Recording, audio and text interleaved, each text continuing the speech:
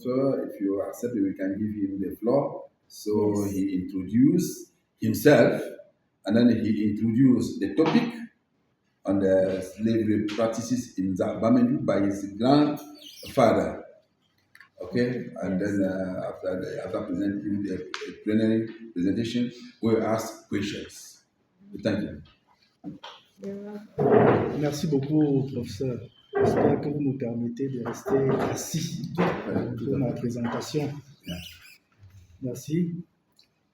Merci encore une fois de plus de m'avoir invité ici pour cette petite présentation. Moi, je l'appellerais cela narration. Moi, c'est Maître Magloire Boukmo. Dans la vie civile et professionnelle, je suis huissier de justice. Peut-être vous avez déjà eu à entendre parler des huissiers de justice dans l'administration de la justice. Et coutumièrement, comme il a dit, je suis aussi une autorité traditionnelle.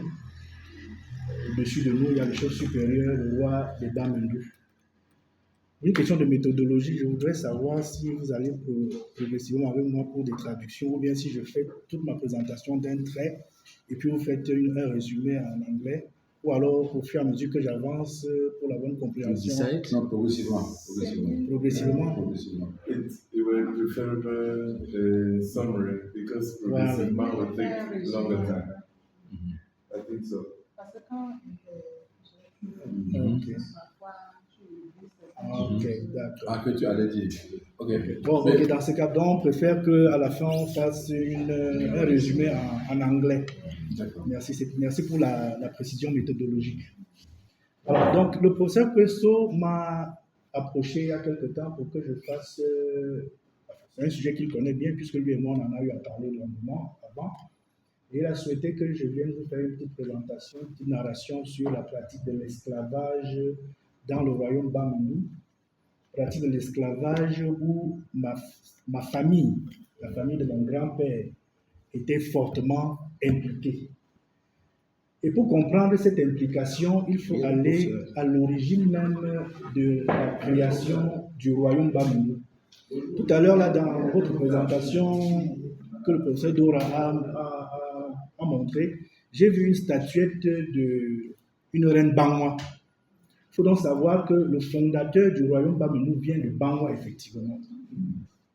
Donc ça m'a fait sursauter tout à l'heure là. Le fondateur du royaume Bamendu vient de Bangwa.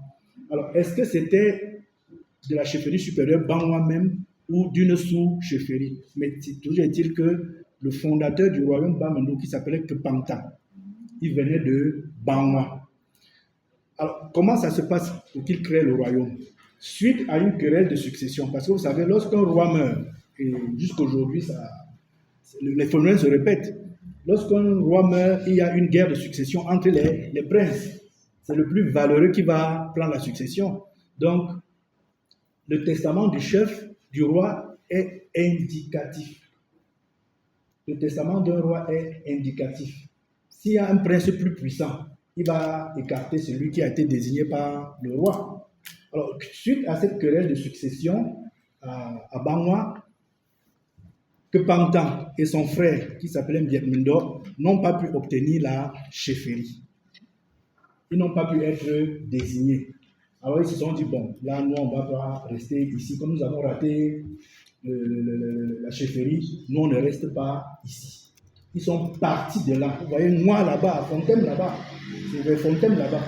Ils sont donc partis de là. Bon, je ne vais pas rentrer dans tous les détails, parce que ça nous prendrait énormément de temps. Je me tiens à l'essentiel. Ils sont donc partis de Bangwa avec leurs partisans. Parce qu'une guerre de succession, les princes ont leurs alliés, leurs soutiens. Ils ont leurs guerriers. Mais s'ils perdent la guerre de succession, soit ils restent et ils acceptent d'être sous l'autorité de leur frère qui a été désigné, soit ils partent complètement avec leurs partisans. En partant donc de Bangwa, Kepantan et son grand frère Mbietmindo sont partis avec leurs partisans, parmi lesquels mon arrière-arrière-grand-père là, qui s'appelait Kamanga. Donc quand ils partent de Bangwa, ils partent avec leurs alliés. Comme ils ont raté la guerre de succession, les princes sont donc partis avec leurs alliés, parmi lesquels mon arrière-arrière-arrière-grand-père là, qui s'appelait Kamanga. Ils ont ils ont pérégriné et ils ont trouvé refuge à Bamenou chez le chef Ola Ndendel, chez le chef Ndendel, qui a accepté de les accueillir. Mais il n'a pas su à ce moment-là qu'il accueillait des gens dangereux. Il n'a pas su.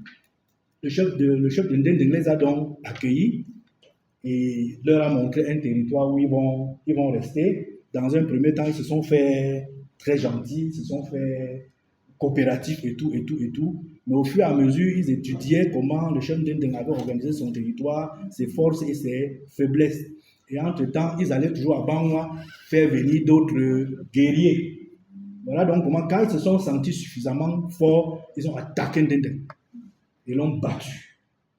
Ce qui fait que celui qui les avait accueillis est devenu leur vassal. Vous voyez? Donc voilà comment ils ont créé donc, le royaume. Donc c'est des émigrés qui sont venus, qui ont profité de l'hospitalité d'un chef ici, c'est toujours ici à Bamenou, et qui à la longue ont soumis celui qui les a accueillis.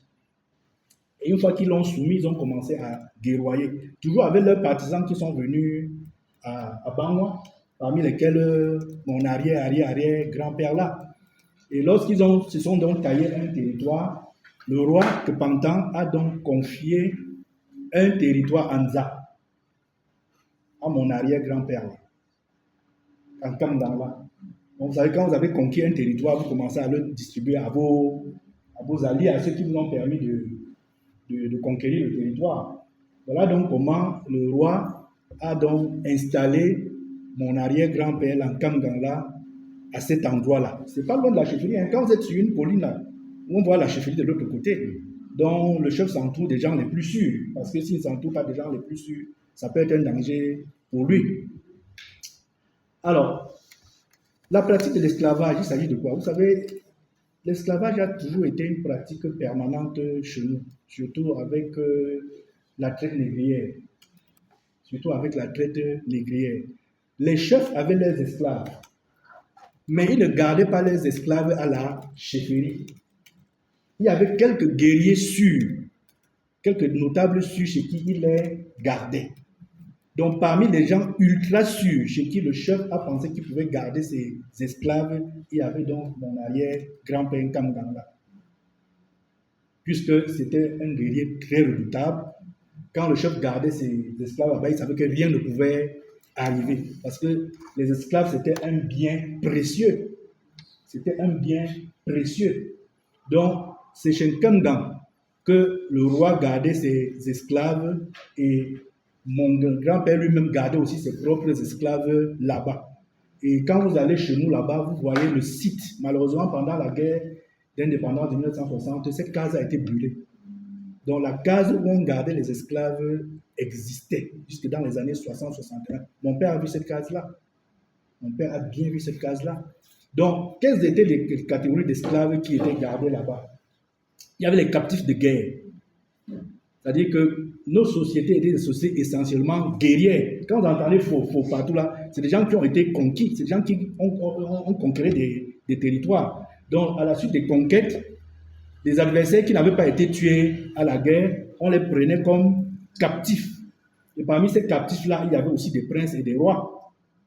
Ceux qui étaient de la haute société, qui avaient été capturés, on les gardait. Et on leur demandait de se soumettre avant de rentrer dans leur territoire. S'ils refusaient de se soumettre, le roi ordonnait de les exécuter.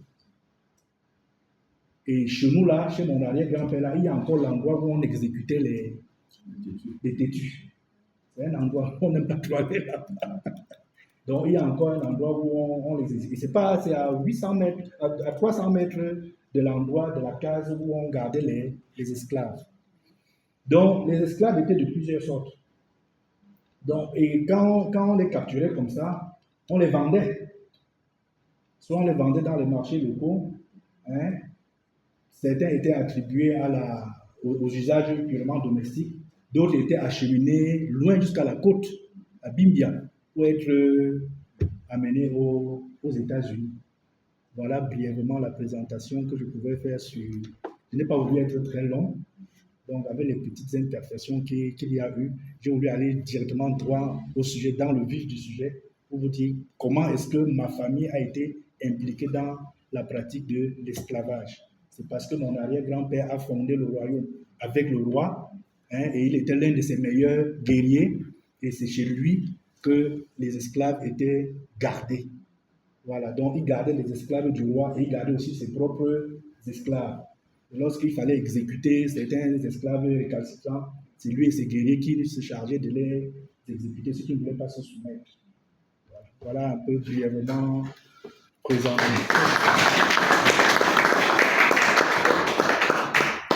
Voilà. Je vous remercie.